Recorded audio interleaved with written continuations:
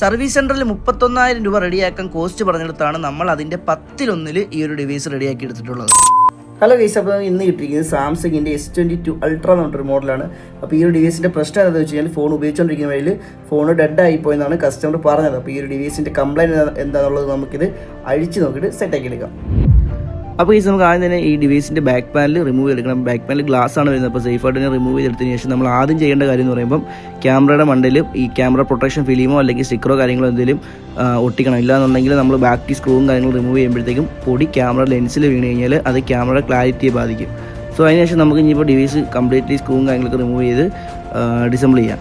So നമുക്കിനി അടുത്ത step എന്ന് പറയുമ്പോൾ ഈ ഒരു മദർ ബോർഡിൻ്റെ കണ്ടീഷൻ എന്താണെന്ന് ചെക്ക് ചെയ്ത് നോക്കാം. അപ്പോൾ അതിനായിട്ട് നമ്മൾ DCL ഡയറക്റ്റ് കണക്ട് ചെയ്യുന്ന ടൈമിൽ പവർ ബട്ടൺ ട്രിഗർ ചെയ്യുന്ന ടൈമിൽ ഏകദേശം 290 to 300 ആംബിയർ ചെറുതായിട്ട് ഇങ്ങനെ മാറിക്കൊണ്ടിരിക്കുന്നത്. അപ്പോൾ ഈ ഒരു പ്രശ്നം എന്താണെന്ന് ചോദിച്ചു കഴിഞ്ഞാൽ റാം പ്രോപ്പറായിട്ട് CPU-യുമായിട്ട് കണക്റ്റ് ആവാത്തതുകൊണ്ടാണ് ഈ ഒരു റീഡിങ് കാണിക്കുന്നത്.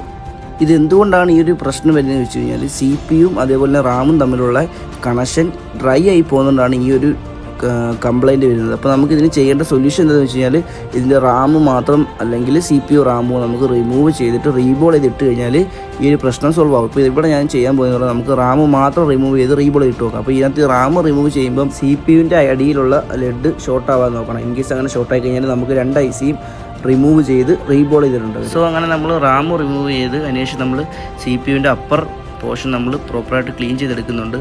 അപ്പോൾ നമ്മൾ ഇത്ര ചെയ്തതിന് ശേഷം നമ്മൾ ഈ ചെയ്ത വർക്കെല്ലാം ഓക്കെ ആണോ എന്ന് അറിയാൻ വേണ്ടി നമുക്കിത് ജസ്റ്റ് ഈ മദർ ബോർഡ് ഒന്ന് ചെക്ക് ചെയ്ത് നോക്കണം. എന്താണ് റീഡിങ് കാണിക്കുന്നത്. ഇപ്പോൾ നിങ്ങൾക്ക് നോക്കി കാണാൻ നേരത്തെ കാണിച്ച ആ ഒരു ഏകദേശം ആ സെയിം റീഡിങ്ങിനെ കാണിക്കുന്നത് 300 സംതിങ്ങിലൊക്കെ സ്റ്റക്കൊക്കെ ആയിട്ട് കാണും. അപ്പോൾ നമുക്ക് ഇനിയിപ്പോൾ ചെയ്യേണ്ടതെന്ന് വെച്ചാൽ റാം ക്ലീൻ ചെയ്യുക. അപ്പോൾ റാം ക്ലീൻ ചെയ്ത് നോക്കുമ്പോഴത്തേക്ക് ഇപ്പോൾ നിങ്ങൾക്ക് നോക്കിക്കഴിഞ്ഞാൽ കാണിക്കും റാമിനകത്ത് ചെറിയൊരു കറുത്ത ഡോട്ട് പോലെ. അപ്പോൾ ഇതാണ് ഈ ഒരു കാർബൺ ഫോമായിട്ട് ഈ ഒരു ഡ്രൈനെസ് എന്ന് പറയുന്നത്. അപ്പോൾ ഈ ഒരു കറുത്ത ഇത് നമുക്ക് മാറ്റാൻ വേണ്ടി നമ്മൾ ജസ്റ്റ് ഒരു സ്റ്റീലിൻ്റെ ബ്രഷ് ടിന്നറി മുക്കിയതിന് ശേഷം നമ്മൾ ജസ്റ്റ് ഈ ഒരു IC-യിൽ റബ്ബ് ചെയ്ത് കഴിഞ്ഞാൽ ഈ ഒരു കാർബൺ അവിടെ നിന്ന് പോകും. എന്നിട്ട് നമുക്ക് റീബോൾ ചെയ്യാന്നുണ്ടെങ്കിൽ പ്രോപ്പറായിട്ട് റീബോൾ ചെയ്യാൻ പറ്റും. സോ നമ്മളങ്ങനെ റീബോൾ ചെയ്ത് വെച്ച റാമിനകത്ത് കുറച്ച് ഫ്ലെക്സ് കൂടെ ഇട്ടതിന് ശേഷം നമ്മൾ ഒന്നുകൂടെ ഹീറ്റ് അടിച്ച് പ്രോപ്പറായിട്ട് റീബോൾ ചെയ്ത് സെറ്റാക്കുന്നുണ്ട്.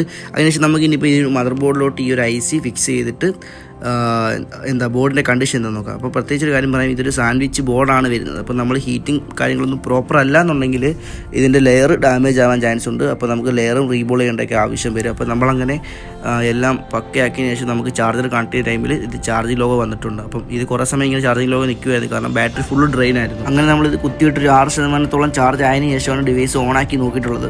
അപ്പോൾ അങ്ങനെ ഡിവൈസ് ഓണാക്കി നോക്കുന്ന ടൈമിൽ പ്രോപ്പറായിട്ട് എല്ലാം വർക്ക് ചെയ്യുന്നുണ്ട്, ടച്ചും കാര്യങ്ങളെല്ലാം വർക്ക് ചെയ്യുന്നുണ്ട്. ഡിവൈസ് കംപ്ലീറ്റ്ലി നോർമൽ ആയിട്ടുണ്ട്. അപ്പോൾ വീഡിയോ ഇഷ്ടപ്പെടുകയും ലൈക്ക് ചെയ്യുക, അതുപോലെ തന്നെ ഫോളോ ചെയ്യാത്ത ആരെങ്കിലും ഉണ്ടെങ്കിൽ ഫോളോ ചെയ്ത് സപ്പോർട്ട് ചെയ്യുക. അപ്പോൾ തൊണ്ടയ്ക്ക് ചെറിയൊരു പ്രശ്നമുണ്ട്, അതുകൊണ്ടാണ് സൗണ്ട് ഇടയ്ക്ക് പോകുന്നത്. ഓക്കെ.